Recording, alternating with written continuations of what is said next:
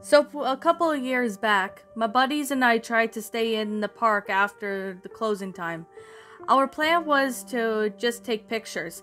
Nothing sinister or anything like that. We just want to be able to stay and just say what we did. You know. Basically, we snuck into from the bathroom to bathroom, corner to corner, and managed to stay there until the gates closed and the maintenance team got to work. We stayed in there for a surprise. We hadn't got caught. It was almost strange considering on how much talking up Disney security guards get. Our hearts were beating like crazy, and we sat there for a while, hiding behind a tombstone by the haunted mansion. We noticed that it's true. The Disney staff had always signed their names on every single one. So finally we got the courage to roam about, still being careful as to not be seen, as it was really eerie. The occasional guard or maintenance worker would walk by, and we would just duck or hide behind a corner. It worked for about a half an hour. Of course we couldn't keep this up for long, and yeah, they caught us. I mean, they give us props for even attempting and succeeding, but that's not where the story ends. So the first thing we said when they caught us was, "Are you going to take us down to the dungeon?" And we laughed. The security guard chuckled too, and the mood wasn't too very deary. He told us that we weren't the first people to try to sneak in after hours, but he wanted to know how we did it, and we explained the situation, and he actually laughed and said that it wasn't a bad plan. He told us that he had taken us to Disney jail to be further interrogated, which we thought was odd. So we figured that from the beginning we hadn't got caught. They'd take us down there, and might have been our plan all along. Maybe we just wanted to see the Disney Catacombs more than we wanted to be in the park after hours. So we called in for more workers to come and help him escort us, and we went on our way towards Toontown, and then they took us down to this elevator, right into hell. The first thing we noticed of how expensive looking the elevator was, I don't even know if it makes sense, but it's very hard to explain. It's like stainless steel interior with mirrors all around, and the floor was this tacky red carpeting, but it looked very expensive, and there was only 2 buttons on this elevator, not counting the emergency buttons. One said up and the other said down. I have forgotten to mention that they never handcuffed or zip-tied our hands. They just kinda walked us beside us, expecting we follow. Not that we had ever tried to make a run for it. I mean, these people seemed decent. Like, how are we supposed to know what was going to happen? The elevator stopped and we started walking down this perfectly shining, bleach-smelling corridor. There were no doors on either side. It was just plain empty corridor. We walked for what seems to be like an eternity, and no one was talking any longer. It was me and my friends and the security guard and 2 other maintenance workers. We finally reached to the heavy metal door with a security code and a card reader. One worker put his card in and the other one typed the code on the keypad.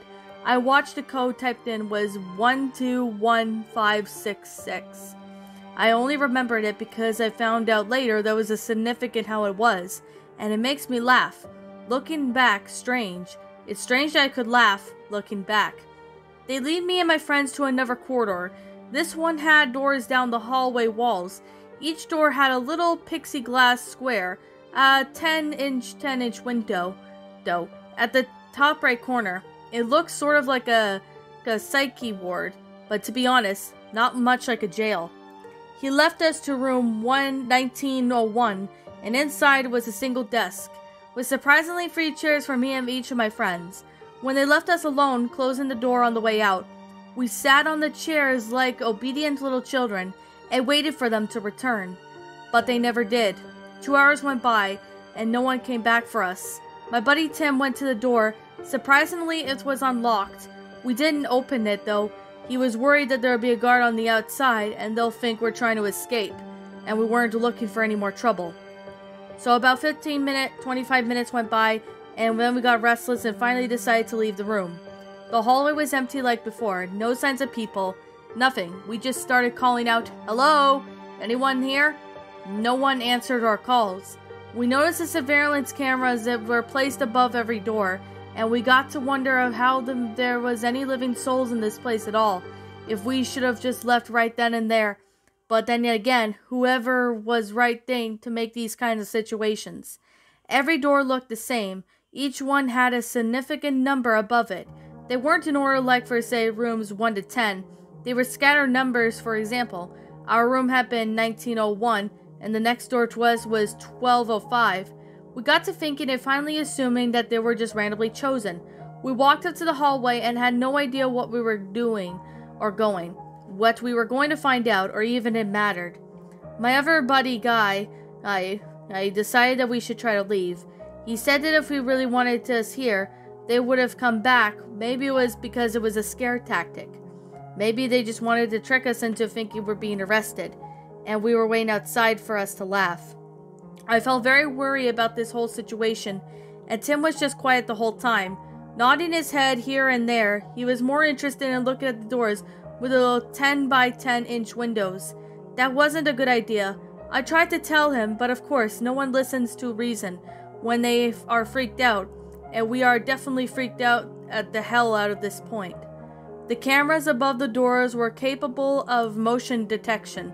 Followed by us, we wandered down the hall in the desolated corridor, a little red light at the bottom of the lens, blinking each second. No noise filled the air. All we heard was each other breathing. Then it happened. We all reached to the end of the hallway. Unfortunately, the door at the end of the hallway had another pin code reader. I tried the pin from before, the one I saw them type in, but it was invalid. At that moment, the lights in the hallway shut off, and we heard the doors. God damn it, I could still hear them to this day. The doors opened and all lined up the corridors, and they made a subtle creak, and then a broom was then hit on the wall with full force.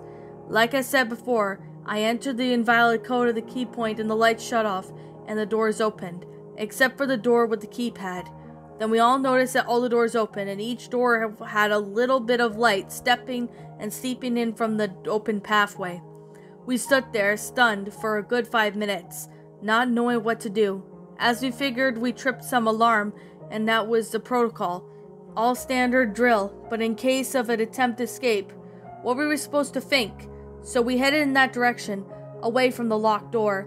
A sense of panic hit all three of us for some reason, and we got the urge to run. No one agreed to running. It was all like we had to do, and it felt like all at the same time. Some sort of instinct, like a baby Giselle knowing when to run from a lion. We were all the lion's den, all right. It wasn't about the 10th floor past, and now we began to look up the doorway. We passed them. Standing in the doorways were people in costume. They were running past Donalds and Mickeys and Goofies and Plutos, all different kinds of Disney characters. It was insane, and we were screaming at the top of our lungs. I know they would say never look behind you as you run, but I did. And they were leaving their rooms and following us, not running, just casually walking towards us. I think that is what made it such more terrifying. Almost felt like we had nowhere to go. Now, I don't know if this was all in my head, but just from sheer panic and the fear of that moment. But I swear, I could swear on my mother's life, I heard it, It's a Small World, playing over in the intercom. I had a fear of dolls, and the rides always give me the creeps my whole life. Now I could see them. Little robotic dolls, standing in the doorway as we passed, still following the costumed characters. The dolls weren't chasing us, thank God. I would have died from a heart attack if I had seen those dolls following the suit. But they didn't, and they made us this situation a lot better. I mean, how many times have you been followed by a group of costume individuals, seemingly out to eat you alive? At least that's from what I told myself, and keep on moving. Stopping meant to be devoured by Donald Duck. I don't even know about you, but I don't want to go out like that. Tim was crying, Guy was sweating and breathing heavily. I just kept turning my head to see if we were all being followed, and of course we were. I'm not sure how many doors had passed at this point, or if there were any different characters at each door. I know that this hallway had to end some point, and we were all getting out of this place pronto. Easier said than done. I looked back for after another minute or two of running, and I noticed that there was nothing behind us anymore that we could see. I heard footsteps, but I figured that we might have got this far and they were just walking casually like before. The hallway was still going on what seemed to be forever, and that guy needed to stop. He was going to faint from exhaustion. The door beside us was open, and with the light on, but nothing inside. I decided we could all fit in there to hide. till we get caught, and we would continue onward. As we closed the door from behind us, I noticed the room was 1966. Then again, that meant looking at nothing at the time. Tim was pacing the room, Guy was laying on the floor, still breathing pretty hard, and I was at the window, looking out. I saw nothing. No more music, no nothing. It was nothing but darkness, and it was hard to tell for sure. I had to figure that I would have seen the figures, shadows or something, but I still kept watch. After 15 minutes or so, Guy said he was good to go, and Tim was the only smart enough to pull out this new Ray Riser cell phone. No signal, of course. He opened the door suddenly and quietly, but heard no footsteps. Nothing was following us anymore, but we weren't faking chances. We just got back to running. It only took us about 7 minutes to reach the door, to give or take. It had no keypad, thankfully, and it was open. We entered the corridor from before, and thank God, there were no doors. We ran for the elevator and got the push-up button. Stood there and looked at each other, dumbfounded as to what happened. None of us spoke. We just wanted to wait until the elevator doors opened, back to Toontown, and started making our way towards the front gate. We kept a low profile using the same duck and hide technique that had gotten us this far till we get to go. Maintenance workers and security guards were still about, but we wouldn't take any more chances. Finally, Tim lost it and took off in a sprint. I couldn't imagine what set him off, until I looked and saw that everyone at the park just stood there, staring at us with blank faces. We heard a voice over the intercom explain that three figures had escaped from captivity and needed to be escorted back into the jails below. We booked it. Catching up to Tim, costumed characters appeared from the shadows, and workers and guards chasing after us. Everyone was sprinting for us. I couldn't see well, but I imagined drool dropping from their jaws, and they just wanted to back us down there. We had escaped, and they were pissed. The gate was just up ahead. The creepiest thing about it was besides that the voice was over the intercom, the park was dead silent. No chat from the workers could be heard, not even now, as we were running for what seemed to be like our lives. From the characters just to the workers to the guards, no one bothered to shout at us. No one yelled, no one ever said stop. Nothing, just footsteps from the occasional cough from Guy. As we made it just past the park's front gate, we didn't stop until we got to the parking lot. Our car was gone, and we were left scratching our heads. We continued running down the road, which went on for miles, stopping occasionally for us to catch our breath. We made it to the little corner store where Tim used his cell phone to call a taxi cab. When it finally arrived, we took the cab back to the hotel and we were staying at. We paid the fare and then went up to our rooms. And the end of the day, we just got a call from the hotel's front desk that we headed downstairs and there were officers waiting for us. They said that our car had been impounded and that they needed to pay the fine. And they didn't even ask us all of our questions. And we didn't bother telling the police about anything that happened. Even now on, this random bored people who didn't have a reason to disbelieve me don't even believe me? Well, how could an officer of the law be expected to? We didn't bother. We simply paid the fine and drove home. We didn't talk about what happened the whole drive back. It wasn't until a couple weeks later that I got myself to search up the numbers. Curiosity guessed. As you all know, Walt Disney was born in December 5th, 1901, and the room we were in was 1901, and the door next to us was 1205. Also, he died in December 15th, 1966, which was the key code that the worker had put in to lead us to the main corridor. That was a strange of coincidence, I decided. Whenever if any of it was real at all, I couldn't tell you. Maybe our imaginations ran wild. We were tired, and it was around 1 a.m. when we made our escape. It was plausible, and that was the answer. I'll never forget it, though, and I haven't been back there since. And that, my little pretties, was Disney's Catacombs, a Disneyland creepypasta written by HorrorFan664. My final thoughts on this story? I'm gonna be completely and utterly honest, this is actually a pretty good Disneyland pasta. Now, I know there were a couple other Disneyland pastas, like, for example, Abandoned by Disney, which that's another story made by Slime Beast, which is a pretty good story, actually. I really would have to say, when I first heard of this story, this was from Creeksmith Pasta's channel, and oh my goodness, this story was amazing. It was definitely well written in detail. It had a pretty good concept for what this story is, and I really do like how this all had a good concept for what this pasta is. It's pretty good, to be honest. I really liked how this story went out. It is a pretty good story. It was definitely well made. I'm not gonna lie, this story was actually pretty entertaining.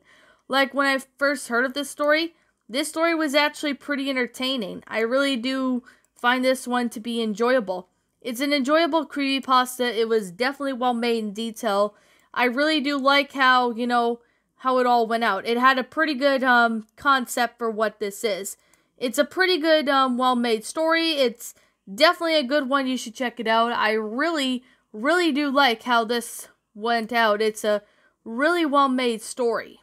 Now, I first remember this story. I remember narrating this back in 2019. That's when I originally read this story, and holy hell, this story was definitely freaky. Like, seeing, being in the catacombs, and then you have, Disney characters chasing after you. Holy crap, like, if that were to happen to me, oh my god, that would be freaky as hell. Like, I mean, Disneyland has a lot of dark secrets, so there's definitely that. It's a pretty good old story, so I think this might have been written, I don't know when this was written, maybe 2012 or something. I'm not really sure, but it's an old pasta, and I would have to say it's a good classic creepypasta. Now, I definitely would have to say that there's a few things I would have to say that I like. Now, the storyline of the whole thing of how it went out was good. The grammar was good, to be honest. I like the sentence structuring. And I definitely like how, the concept went out. These people, these kids sneak into the park after hours. They get caught and they end up being put, and into like a little place or something. And then they end up, realizing that it was the catacombs or something. Now, the ending part, I would have to say, was a little confusing. Saying that their car was impounded or something when it was in the driveway, but then it was gone. Like, there's, like, no explanation on what could have happened to their car. Like, maybe someone hijacked the car, or they could have got towed or something. Like, if those would have been realistic, if it was, like, put in that sort of formula, then it would have been, more interesting, and it would have been more explainable at that point. Like, I guess maybe when the car disappearing thing was kind of not necessary, but at the same time, there wasn't really too much of an explanation at that point. So, there was definitely the reason why I was honestly had no idea, why that was the case.